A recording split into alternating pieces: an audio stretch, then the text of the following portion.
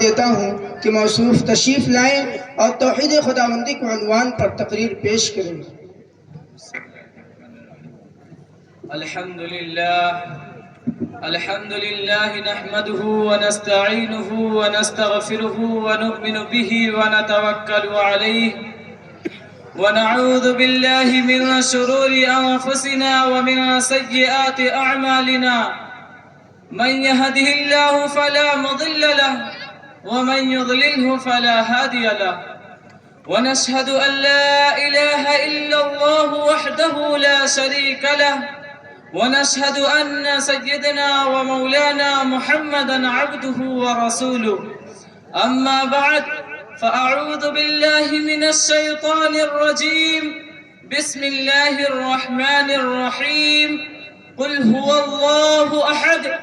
الله الصمد لم يلد ولم يولد ولم يكن له كفوا أحد وقال في موضع آخر يهب لمن يشاء إناثا ويهب لمن يشاء الذكور إياك نعبد وإياك نستعين وقال إذا مرضت فهو يشفين إن الله لا يغفر أن يشرك به ويغفر ما دون ذلك لمن يشاء وقال النبي صلى الله عليه وسلم قولوا لا إله إلا الله تفلحوا أو كما قال عليه الصلاة والسلام۔ میرے قابل قدر عزیز دوستو اور میرے محترم بزرگوں،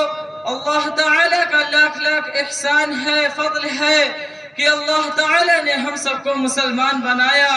اور کلمہ لا الہ الا اللہ کی دولت سے نوازا۔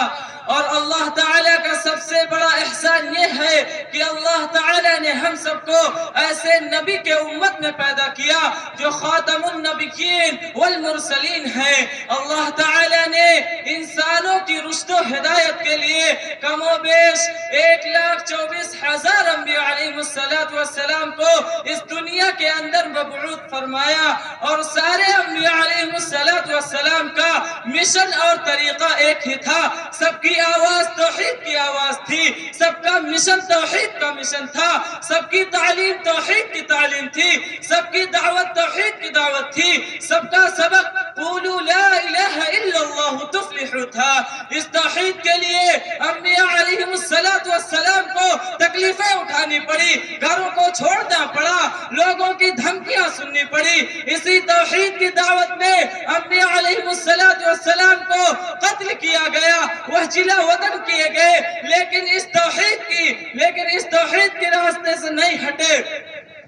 پھر جب باری آئی امام الانبیاء خاتم النبیین والمرسلین کی، تو آپ صلی اللہ علیہ وسلم نے بھی یہی اعلان کیا، لوگوں قولوا لا الہ الا اللہ تفلحوا۔ تو اس توحید کی آواز کو سن کر لوگ دشمن ہو گئے، راستوں میں کانٹے بچھائے، جسم مبارک پر غلازت ڈالی گئی، طائف کے میدانوں میں پتھر برسائے گئے، لیکن نبی کریم صلی اللہ علیہ وسلم اپنے مشن کے دعوت سے پیچھے نہیں ہٹے۔ جنہوں نے قبول کیا انہیں بھی اس توحید کے جرم میں بہت تکلیفیں اٹھانی پڑی، لیکن مان لینے کے بعد اپنے جگہ سے نہیں ہٹے، کیونکہ توحید ایمان کی جڑ ہے۔ اگر اس میں کمی ہے تو ایمان ناقص۔ اس توحید میں اگر کسی کو شریک کر لیا گیا تو ایمان نامکمل۔ اگر کوئی شخص یہ کہتا ہے کہ لا الہ الا اللہ، نہیں ہے کوئی معبود سوا اللہ کے،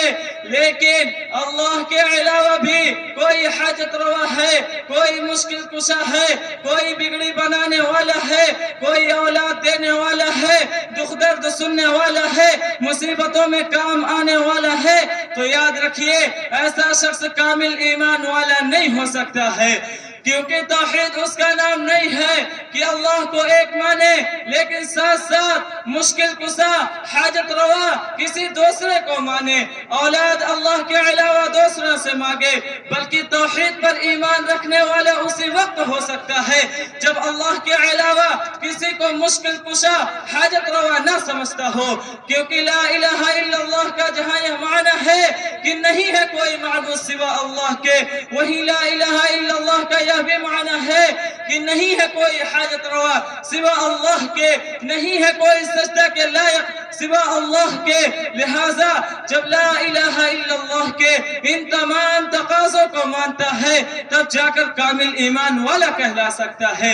لیکن آج کچھ ایسے مسلمان بھی ہیں جو توحید باری تعالی میں انبیاء اور اولیاء کو بھی شریک کرتے ہیں، نبی کے مختار کل ہونے کا عقیدہ رکھتے ہیں، حضرت علی کو مشکل کشا حاجت روا جانتے ہیں، عبد القادر جیلانی رحمت اللہ علیہ کو بگڑی بنانے والا اولاد دینے والا جانتے ہیں، صابر کلیری رحمت اللہ علیہ کے مزار سے مرادیں طلب کری جا رہی ہے، نبی کریم صلی اللہ علیہ وسلم کو مختار کل جاننا، عبد القادر جیلانی رحمت اللہ علیہ سے اولاد ماننا، خواجہ اجمیری رحمت اللہ علیہ کی قبر پر سجدہ کرنا، صابر کلیری رحمت اللہ علیہ سے مرادیں طلب کرنا، تمام کی تمام چیزیں لا الہ الا اللہ کے تقاضے کے خلاف ہے، نبی کریم صلی اللہ علیہ وسلم کے تعلیمات کے خلاف ہے، صحابہ رضوان اللہ تعالی علیہم اجمعین کے عقائد کے خلاف ہے۔ عزیز دوستو، اگر کوئی شخص یہ کہہ کر دھوکہ دیتا ہے کہ نبی کریم صلی اللہ علیہ وسلم کو مختار کل جاننے میں مزید نبوت کی شان بڑھتی ہے، حضرت علی رضی اللہ تعالی عنہ کو مختار کل، حضرت علی رضی اللہ تعالی عنہ کو مختار کل جاننے میں، اولیاء اللہ سے مرادیں ماننے میں توحید میں کوئی حرج نہیں ہوتا، بلکہ یہ ساری چیزیں تقرب اللہ کے درجے میں ہیں۔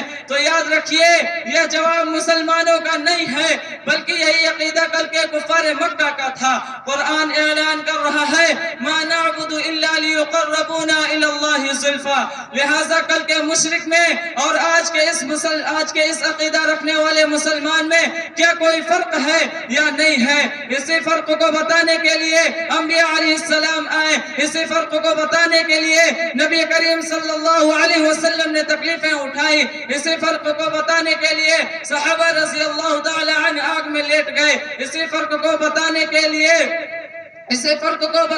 لیے حضرت بلال رضی اللہ تعالی عنہ سولی کے تخت پر چڑھ گئے اور رہتی دنیا تک کے لیے سبق دے دیا کہ لوگوں اللہ کے علاوہ کوئی معبود نہیں ہے۔ میں انہی چند باتوں پر اپنی تقریر ختم کرتا ہوں، آخر دعوانا الحمدللہ رب العالمین۔